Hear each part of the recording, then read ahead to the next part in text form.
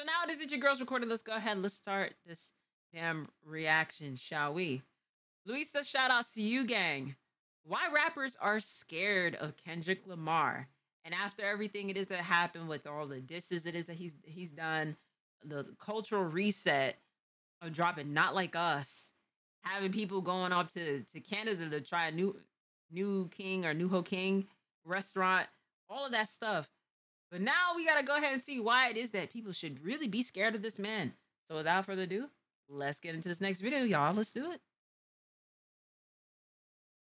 Kendrick Lamar is terrifying to his fellow rappers, not just in the wake of his recent activity, but long before he was ever as battle-tested as he is now. At the minute, hip-hop is basking in the landscape where he destroyed Drake so savagely that his name is now being used as an acronym to warn others. Don't rap against Kendrick ever. Yeah. You didn't sit home with the fucking BlackBerry or the bum composition book and write acronyms for your own fucking name. But while Drake's defeat at K-Dot's hands has proven exactly why so few have gone at Kendrick over the years, what is it that makes his reputation so fierce in the first place? Well, there's actually a variety of factors that made it clear to the whole world that Kendrick wasn't a man to trifle with. My name is Luesta, and this is why rappers are scared of Kendrick Lamar. There's a lot of angles to tackle why Kendrick has such a reputation for being one of the MCs that you just don't attempt to rhyme against. But one of the main reasons is that the reverence that the culture has for him trickles down to the top of the industry. Co-signed by Dr. Dre and passed the torch to the West Coast by Snoop Dogg, The Game, Corrupt, and every other OG you can think of. I'ma say this and I'ma mean this. Nigga, you got the torch, nigga, you better run. Even the legendary Eminem once thought that his pen game couldn't possibly live up to the hype. The thing with M was crazy to me. He kicks everybody out the studio. I took it as him kicking everybody out to see if that's really you writing them raps that you're writing. You get what I'm saying? With Eminem known to be upset at rappers who use ghostwriters, that's a pretty fair assumption. But as Ed Sheeran remembered, he soon found out exactly why K-Dot was given so many props by people that he respected. Eminem, he'd heard that Kendrick Lamar was the best rapper, and he invited him to the studio to get him on a song, and he arrived and Kendrick came with all his mates. And Eminem said, I just want you in the studio, just you on your own. And then my engineer's going to come in and then record you doing it, but your mates aren't allowed in. And then Kendrick did it, wrote a sick verse, and then everyone came in to listen to it. And Eminem said he did it to test Kendrick because he thought he had a ghostwriter, and he then realized that he didn't, and then claimed that he was the best. Ever since the two of them collaborated on Love Game off the Marshall Mathers LP2, Eminem has known that Lamar is among the elites in the game. And in a rare show of vulnerability from Shady, he suggested that he would think twice about coming for Kendrick. It's the same thing if I getting on the track with Kendrick. I can never tell what the fuck he's gonna do. Right. Because he is such a chameleon of styles, and he can fucking do pretty much anything, right? And he's so proficient at it, he's so good at it, and you don't know what you're gonna get. That to me is like a top tier lyricist, because it's like you can get your ass kicked any day. And that, my friends, is the reason why it is that I say I don't feel bad for Drake. I don't feel bad for Drake at all when it comes down to the outcome of this. Some people are really sitting there thinking that Drake still won. It's like, come on, let's be real. Drake underestimated this man's silence. And that's one thing it is you never want to do. And especially with the nigga it is that, like, Kendrick has been very open about the fact that his struggles with what it is he had to go through with his upbringing, if he had potentially had used the gun on somebody before, growing up in Compton, and then on top of that too, he's talked about his struggles with fame. He doesn't like fame, and that's fine. It explains why it is that he took the break it is that he did. He took a break, still came back, and is still a Grammy owner. Not even nominated, because he's been nominated for quite a few things with the Grammys, but he have Grammys on top of that too. I may feel a little indifferent with the Grammys, but it is what it is. You take somebody's silence, you push a man to his limits, you're pushing him in the corner and thinking it is that a man's not going to retaliate. You're talking about him, his family, his kids, and his woman. Those are all recipes for a disaster for any man. It doesn't even have to be Kendrick. It could be for any everyday person. It is that just be chilling, trying to like live their life through the day to day, you know what I'm saying? And not even trying to get themselves in some light. But the moment as you start mentioning about families and you mention about like they girl or anything like that, all bets is off. So for this man, Kendrick, to take that silence and he recorded like 10 diss records, had them shits in the tuck, ready, and just retweak them here and there and just drop them like that, Drake, you foolish. Besides overshadowing rappers on features, K-Dot never had to square off with other MCs in the same way that Shady had to in his career. But he always insisted that he had it in him to tear a rapper to shreds, even after he became a mainstream star. His entire Section 80 campaign basically revolved around the claim that he would kill your favorite rapper. Then, on Damn's Element, he issued a warning that all they had to do was say his name and they'll see Candyman. Then, after winning a Pulitzer Prize, he let his colleagues know what time it was on Rich Spirit, where he told them to stop playing with him before he turns you into a song. Stop playing with me before it turns into a song. Now, in the wake of Aubrey's demolition and J. Cole waving the white flag, we know that wasn't an idle threat, as over these past few weeks, he's left massive footprints on their legacies. As they struggle to pick themselves back up, you can imagine that no one will be stepping to Dot anytime soon. But long before everything that followed Kendrick's declaration of "fuck the big three, it's just Big Me" went down, rappers already showed a real reluctance to cross him. In fact, when they let their ego get in the way and spoke out against him, they usually decided to pay homage instead. Because although he had never really been in a battle until Drake thought he could take him on, he already proved how much his presence and the chatter around your career can do with Big Sean. In many ways, Big Sean is pretty much the reason why Kendrick is going at Drake in the first place. By now, we all know about K-Dot's infamous verse on Control, where he hijacked Big Sean's track to let the whole industry know that even though he had love for them, he was trying to murder them and take their fans. At the same time, Big Sean insisted that he didn't even get bodied on the track, even though he opted to leave it off his Hall of Fame album that it was originally intended to be on. But he never really managed to escape its shadow. I put that work in. Like, you're not gonna disrespect me. I hop on any track with anybody, and I will not only stand my own, you gonna know that it's my verse, and you gonna know I'm in there. Except for Control. Kendrick watched you on Control. No, stop it. Sean, come on now. Come on. And how long ago was that? What year is this? That were you right? You got you okay, right. Okay. You're right. And I still don't feel like I got watched anyway. Song. Nah, you got watched on. Some people really say that. Some people will be like, "Oh no, this is Kendrick's song." It's like, no, it's Big Sean's. He had a verse on it. I'm not that Delulu, but I could at least say it is. Kendrick did his fucking thing on Control. I mean, he did his thing. Drew, you gotta listen to it. Because Big Sean's verse, I like his verse too. But it did get a little overshadowed by Kendrick. I'm not mad at it, though. I'm not mad at that. Whatever. Your opinion. See, that's what I'm saying.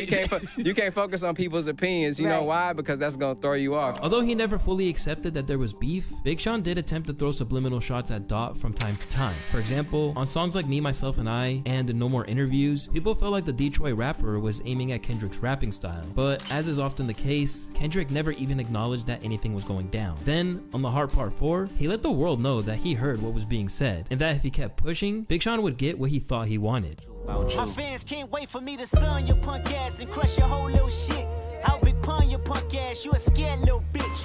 While he never got a formal diss track dedicated to him, Big Sean was informed in no uncertain terms that Kendrick would come at his neck whenever he wanted to. Meanwhile, the Control situation left such a permanent imprint on Big Sean's career that you can almost divide it between the time before that verse and everything that happened after. And in a move that has really set the tone for how people come out of the other side of squabbling with Kendrick, Big Sean speaks of him with nothing but admiration now, and basically acts as if there was never a problem in the first place. The whole Big Sean Kendrick beef was going on. It was something I wish I would have spoke up about because there was nothing. So then I remember going online and seeing like, oh, is he talking about Kendrick? Because I'm talking about people who rap fast. I wasn't beefing with nobody. Insisting that he didn't want any problems, Big Sean still had to acknowledge that the whole thing has haunted him for years. And in every verse I do, people be like, oh, is this a response? Is this a response? And I'm like, it's like, damn, I can't even show no aggression. People think it's a damn response. It got to a point where somehow it was just a weird tension between me and him, even though it was already said it wasn't no beef, because people made it that way, right? Although Big Sean probably got the raw end of the deal out of control, there was another man on the track who goes by the name of Jay Electronica. And although he was regarded as one of the world's greatest MCs at the time, he didn't escape unscathed either. Basically, Jay Elect didn't appreciate the fact that people were saying Kendrick beat him on the track. In fact, he said that Dot was envious of him. Kendrick will body you. Look, you couldn't pay Kendrick $1 million. Kendrick wouldn't tell you. Kendrick could tell you himself he couldn't body me. Kendrick, look, Kendrick is my son. I remember this. I remember this. Man. Man. Listen, I still respect Jay Electronica, but like, come on, gang. Sometimes it is you kind of have to know when to, you know what I'm saying? Not to say certain things. Kendrick is my baby. Kendrick wish he said he could be me. Followed up with his verse on The Curse of Mayweather, where he rapped, he got 11 Grammy nominations, y'all not equal, man fuck these white people, which refers to the amount of Grammys Kendrick won at the time. He followed it up with, my grandmother died at 82 scrubbing floors, and rappers still running around begging for awards. J-Elec looked like he was practically begging for problems. Then, from out of nowhere, he seemed to have a change of heart and was giving Dot his flowers all of a sudden. Lastly, peace to K-Dot and TDE, because regardless to whom or what, we're brothers fighting the same energy. Forgive my past energy. Although it's unclear what made him switch up like that, Jay, like many rappers we're going to discuss, was another man who folded on Dot when he was put to the test. For the most part, hip-hop's response to Kendrick's name drops on Control not only laid the groundwork for the Drake beef, but it also set the precedent for how rappers would tiptoe around him. At the time, there were tons of responses to Control, but they all seemed like they were carefully towing the line as to not go too far. For example, after feeling angered that Slaughterhouse were left out of the shoutouts, one of the group's members, Joel Ortiz, responded with the vicious track titled Out of Control, where he let Kendrick have it. And you the king of New York, little homie, you ain't the king of New York, you the next thing on my fork. But later on, he would do an interview with Vibe and say that he was actually saluting Kendrick for the most part. As for the notoriously fearless Joe Budden, he was hosting a live stream for the response track only to opt out and not release it. Amid responses from Papoose and others, Kendrick remained so calm about the whole thing that it would be impossible for it to not strike fear in their hearts. How you feeling about all the comebacks lately from your Control verse? You gotta try harder. So when they all backed down, it really made the whole culture realize that Lamar was to be treated with respect. Basically, there's always a caveat when it comes to K-Dot slander, rather than anyone really coming for his neck. I mean, just look at what happened to French Montana when he attempted to diss him. Over the years, French has had a few things to say about Kendrick. First off, he claimed that he was being pushed by the industry. Why you think Kendrick sells more than like street rappers? Cause they position him like how they did in the Grammys as the new music. Well, I don't feel like that's, you know, it's not that it's not the right thing to do, but I just feel like you see it's like the whole thing was like Kendrick night. Then, more ridiculously, he said that he had more hits than him, only to be clowned relentlessly by the internet. If we're just talking about anthems, me versus Kendrick hit for hit, I believe I can go neck to neck. I've been making... Let's be for real. Let's be for real here. Let's be for real. Be fucking for real. Be fucking for real. Be fucking for real here. Let's cut this out. Let's cut this out. Come on. Come on. Let's be serious. Let's be serious. Let's be serious here. Let's be serious here. Making hits for a long time. I love Kendrick. That's not just for Kendrick, that's for anybody they put in front of me. However, not everyone agreed with this. I mean, even other rappers hopped on the bandwagon to mock him for it. Stupid ass nigga say he got more hits than Kendrick Lamar. Fool. The man said he got more hits than me and Kendrick. Bro, your junk ass ain't got more hits than no motherfucking Kendrick, and you ain't damn sure ain't got more hits or anthems than me. You smoke hard, why you tripping? You on real dope. But while he had smoke for Thug and engaged in a war of words, man's on trial and that statement still stands corrected. Like, come on, man. Come on, French. This is something. Who told you to say that? Words with him over it, French Montana never tried to provoke K-Dot any further. And now, just like everyone else, French has since basically apologized for even thinking he could mess with him and said he was just in his feelings at the time. I was just heated I ain't win a Grammy for Unforgettable. That's what it was? Yeah, but Kendrick is my dog. But just that one day at the interview, I was just so heated that I ain't win, and he was the winner. And I was just like, yo, but I fuck with Kendrick. I fuck with the whole team. Opting to say that he was in the wrong, rather than say Kendrick had any part in it, this is a rare show of humility for a rapper. And while Cole has been taking all the flack for getting up on that Dreamville Festival stage, and saying that his 7-minute drill diss song towards Kendrick didn't sit right with his spirit and would be deleted off streaming services. When I listen to it, and when it comes out and I see the talk, that shit don't sit right with my spirit. That shit make me feel, that shit disrupts my fucking peace. History shows that he's not the first person to make his apologies to Kendrick. And maybe fear of being dismantled on a verse wasn't the only reason. Although his immense talents on the mic are one major factor, French extending his love to Kendrick's whole team is important. Because as these rappers likely learned before going at his neck, messing with Kendrick requires you to go up against an army. And while Kendrick might have been a good kid in a mad city, he's got a whole city behind him. And there's something dangerous about Kendrick that not a lot of people speak about. Growing up in Compton, Kendrick was exposed to the gang lifestyle early on, and many of his best friends were active members. Then, after joining TDE, he suddenly found himself in the midst of the Bounty Hunter Bloods and Hoover Crips as he teamed up with fellow label mates Schoolboy Q and J-Rock, as well as a whole host of other people who were repping sets. Recently, Kendrick's gang ties have come under the microscope again, because if the rumors are true, Cole might have received a tip to back off from the beef that sounds not too dissimilar to what you'd see on the streets from Schoolboy Q. Reporting from Dreamville. This is why it is, and I'm like, Drake, you didn't grow up in that setting. Now mind you, I seen it is that you was recording music videos in that nigga's city in Compton and everything like that.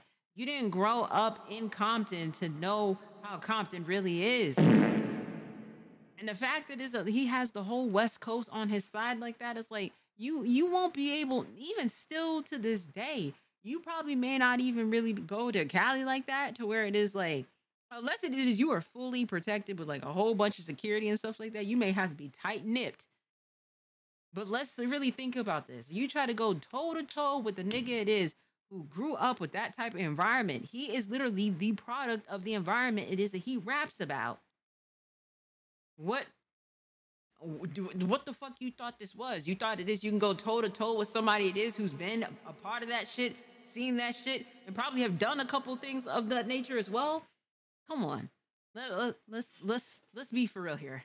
Festival, an unnamed source revealed that it was actually Schoolboy Q who allegedly warned J. Cole to stop beefing with Kendrick before the apology. I'm not specifying what kind of warning, whether it was a bullying move, a Debo-like maneuver, or just a friendly heads up. I don't think it matters at this point, but based on what Punch, TDE's president, said, I think they gave him what he needed to hear to bow out of the battle with as much grace as possible. Whether he was letting him know what kind of heat K-Dot had in store for Drake with the abuse allegations, or telling him to ease up before things got dangerous, this whole situation proves that whatever Kendrick is getting involved in, the streets he grew up on have his back. In terms of gangs, Kendrick has long been rumored to have connections to the West Side Pyrus. In addition to his affiliation to the red side of the city, Kendrick also has uncles who are Crips, several of which have served lengthy jail terms for gang-related activity and armed robbery, and he's still locked in with them to this very day. Does the crew come out every time you come to Compton? Yeah. As a result of his connections, as well as old pictures of Kendrick dressed in red, Drake's recent assessment that he isn't affiliated to a set on his new track Family Matters has been ridiculed by people from Compton, while at the same time respecting Kendrick's desire to withhold that from becoming a big part of his identity. Y'all forget I am from Compton. When that nigga Drake said that he don't go back to his hood and plant no money trees, that pissed me off, because we know every year K-Dot is doing something for the hood. Hey, listen, shout out to motherfucking K-Dot. You know what I'm saying? This is why I'm just like, are we being for real here? Are we being for real? Or you talk about the same K-Dot? This K-Dot, this Compton nigga K-Dot. Are we being serious here? Which is why I'm like, come on now. Come on now. It sounds a little far-fetched. Drake says you don't bang a set, and he says the game bangs a set, even Chris Brown bangs a set. He just don't know Kendrick. That's what I'm saying. Like has Kendrick renounced his hood affiliation at a certain point? Kendrick just don't be private and so like priding himself off of his gang culture. So I guess people think that he a non-affiliate. I don't know if we posted, but you know, hey. But obviously, like the fact is Kendrick severely downplays gang affiliation. The push-ups was in his hood, wasn't they? The push-ups that you talk. This was all I needed to know. This is like, this man is doing jail style versions of burpees, and you want to go ahead and fuck with this nigga. Everything it is that comes to you after this is what you deserve. Is what you deserve. Like I said, the only time I've ever seen people do this is either they have family members who taught them that, or they've been to jail themselves. Or they've been around some street cats who taught him to do that. Either way, that is the clearest indication it is that that's not a nigga it is you want to go toe-to-toe with.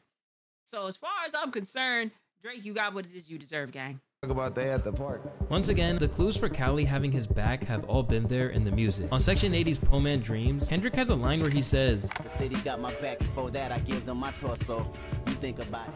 Basically, what he's saying here is that he can say things with his chest because he knows that he has the city behind him. And when you look close at those videos of Not Like Us going off in the club, he should definitely feel more confident in that than ever.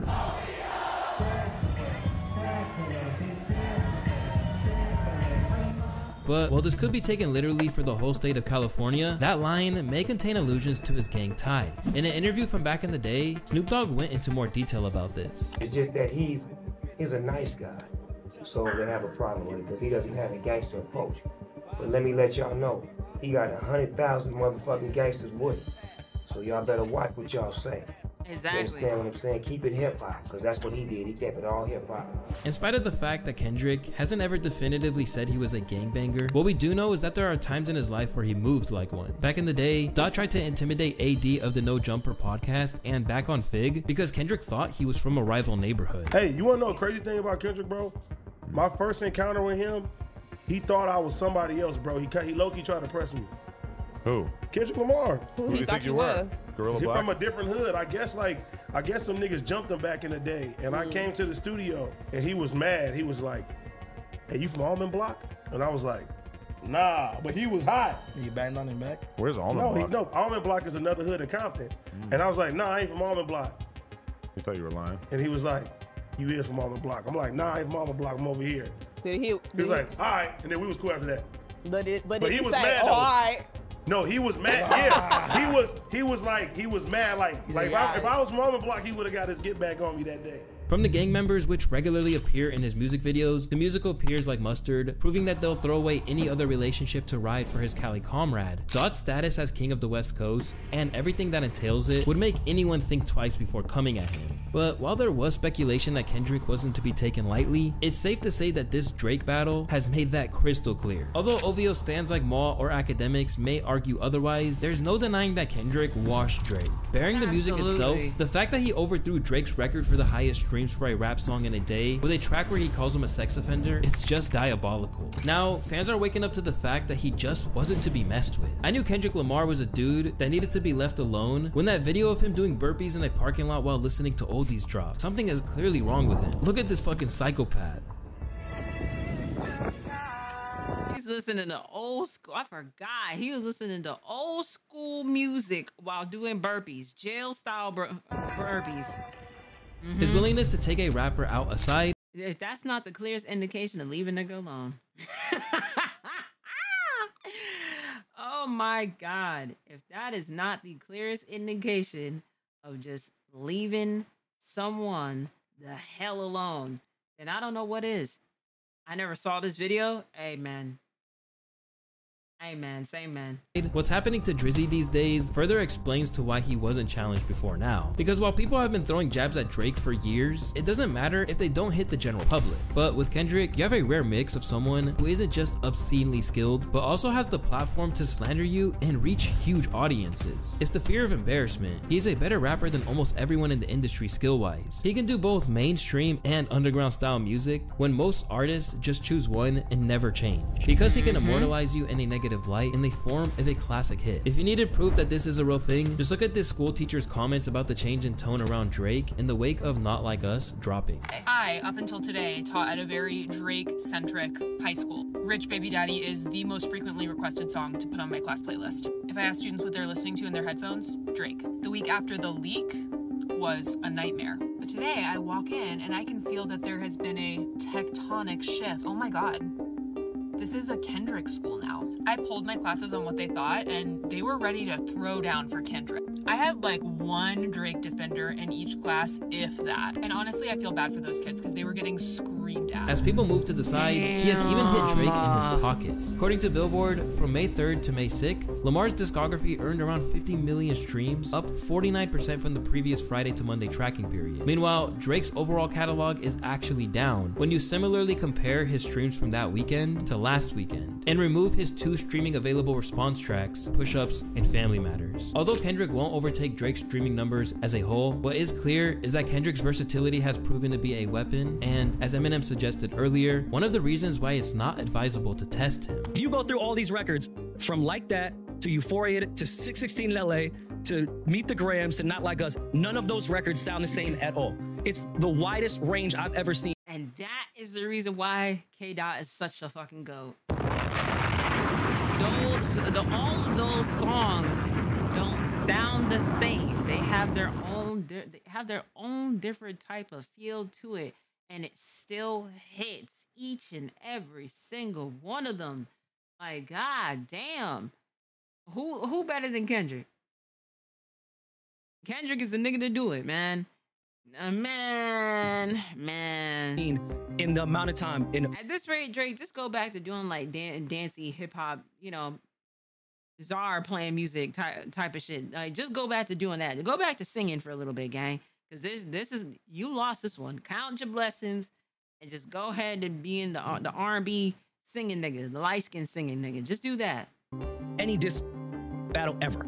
When it comes to the rapping and the music, fuck all like the timeline or what's true and what's not true, who's rapping and who is putting out the better records. Exactly. Kendrick Lamar checked every fucking box sonically that you could think of. From his pen game to his potential gang ties, there are lots of reasons why Kendrick is feared, but the biggest reason of all should be how seriously he takes his craft. I'm so passionate about hip hop, man. Like, I don't know what era everybody else come from, but I listened, man. Like, we played house parties, bro, every night. I love it to a point I can't even describe it. And when I heard these artists say they're the best coming up, I said, I'm not doing it to have a good song or one good rap or a good hook or a good bridge. I want to keep doing it every time, period. And to do it every time, you have to challenge yourself and you have to confirm to yourself that you're the best, period. This explains the responsibility he feels to uphold standards, as well as why Drake taking the culture without giving back bothers him so much. This is not something you just play with, you know, get some few dollars and get out, you know. People live their lives to this music. It's my partners in the hood right now. They listen to rap every day because it's the only thing that can relate to their stories and their tribulations. You have to take in consideration what you write down on that paper. And if you're not doing it to say the most impactful, you're doing it to be the best you can be for the listener. What are we doing? What are we doing here? Always one to keep his sword sharp, Kendrick would never allow himself to lose with that kind of mindset. In a genre where other rappers lose their hunger over time, K-Dot has always stayed as determined to prove himself as when Overly Dedicated dropped. At the same time, never bothering anyone unless he feels provoked. To explain why Kendrick is among the most feared rappers of any era, we need to borrow a phrase that dates back to Roman times. If you want peace, prepare for war. Whether you may realize it or not, Kendrick stays ready. And after destroying Drake, he's probably bought himself a whole lot of that coveted peaceful life for decades to come. Unless someone is stupid enough to ignore these warnings and try him again. I hope nobody goes ahead and does it. Because at that rate, you know, am I going to feel bad for you? Probably not. I probably won't feel bad for you if you go ahead and you do that. You get what it is that you know you're looking for. I hope someone does. A career death if they do. I need the entertainment. Stop. And on top of that too, Kendrick is still recording his album, so his new album. So I'm super excited to hear what project it is that Kendrick has in the future. But I'm going to go ahead and say this. I've been saying this. Kendrick washed this nigga Drake. Washed him. Drake went ahead and got washed by so many different people at this rate, including Kendrick, including Rick Ross. So it is what it is at this rate. But Louisa, thank you so much for the video. Shout outs to you, gang. Shout outs to y'all in the chat. And shout outs to you at home. I will catch y'all in the next video.